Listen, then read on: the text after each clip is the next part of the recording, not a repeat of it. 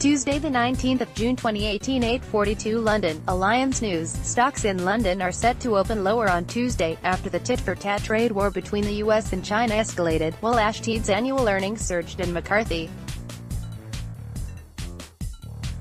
IG says futures indicate the FTSE 100 index to open 61.83 points lower at 7,569.50 on Tuesday. The FTSE 100 index closed flat at 7,631.33 on Monday. In early UK corporate news, equipment rentals firm Ashton Group said 2018 was another very successful year, buoyed by its Sunbelt business in the US. For the year ending April 30th, revenue increased 20% to £3.70 billion British pounds from £3.19 billion British pounds last year. Pre-tax profit rose 16% to £862.1 million British pounds against £765.1 million British pounds, and underlying pre-tax profit surged 21% to £927.3 million British pounds versus £793.4 million British pounds last year.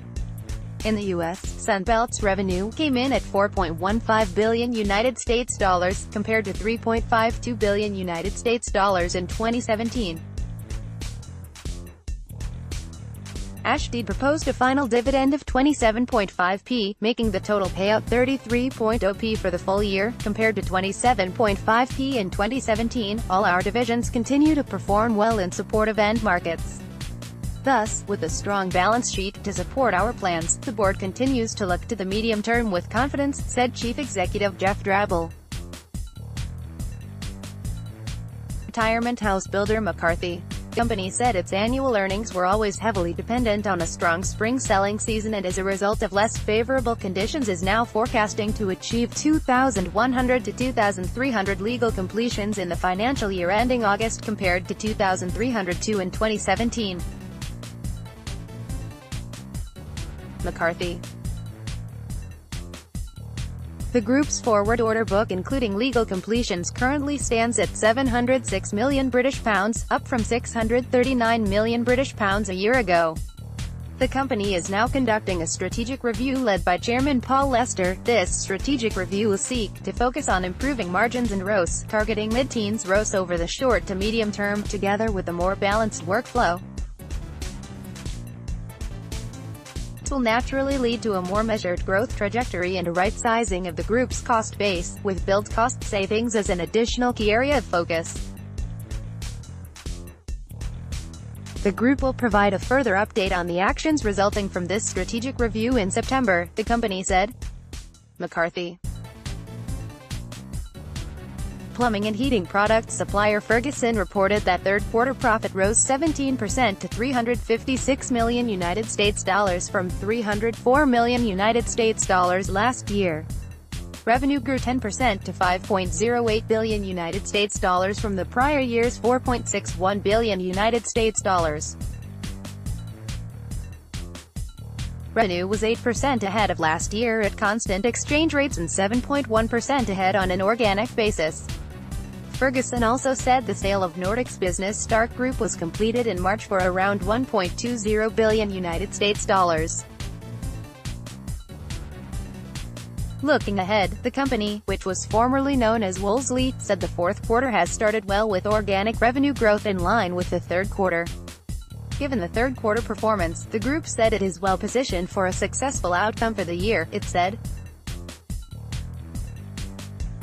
In economic and political news overnight, Beijing immediately vowed retaliation after U.S. President Donald Trump late Monday said he would impose a 10% tariff on another $200 billion United States dollars worth of Chinese goods, in a further escalation of the trade war between the economic rivals.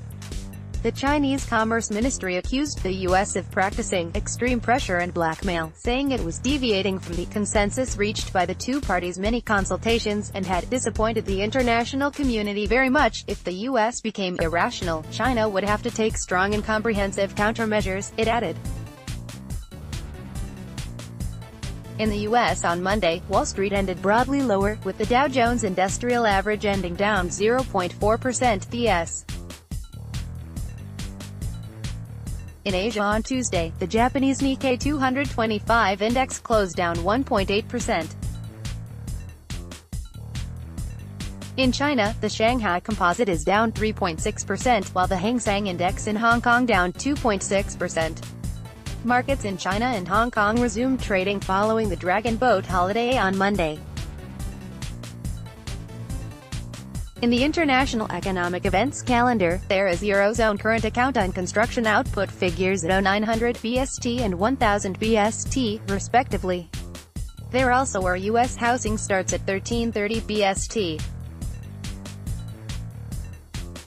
In addition, European Central Bank President Mario Draghi speaks at the ECB Forum on Central Banking in Sintra, Portugal at 0900 BST. Sterling was firm quoted at 1.3257 United States dollars early Tuesday, against 1.3246 United States dollars at the London equities close on Monday.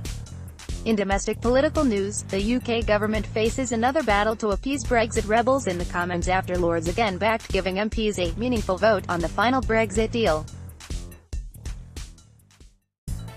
The to and fro over Parliament's role as the UK leaves the EU will return to the Commons after peers inflicted another heavy defeat on the government on Monday. They backed an amendment to the EU withdrawal bill, tabled by Viscount Hailsham, which would require the government to allow MPs to vote on how it would proceed in the absence of a Brexit deal by January 21 next year. MPs will now vote on whether to adopt the motion, which was brought in after pro-EU rebels led by former Attorney General Dominic Grieve accused the government of reneging on measures they believed had been agreed to stave off a rebellion last week. This will not only test May's ability to steer a minority government but also the pound's buoyancy, as pro-EU rebels promise they can collapse the government if their demands aren't met. Theresa May showing signs of weakness and an inability to control her party wouldn't bode well for the future, as several other pieces of legislation is still needed in order to prepare for Brexit, said London Capital's Jasper Lawler. By Arvind Gunjan at AllianceNews.com. Copyright 2018 Alliance News Limited. All rights reserved.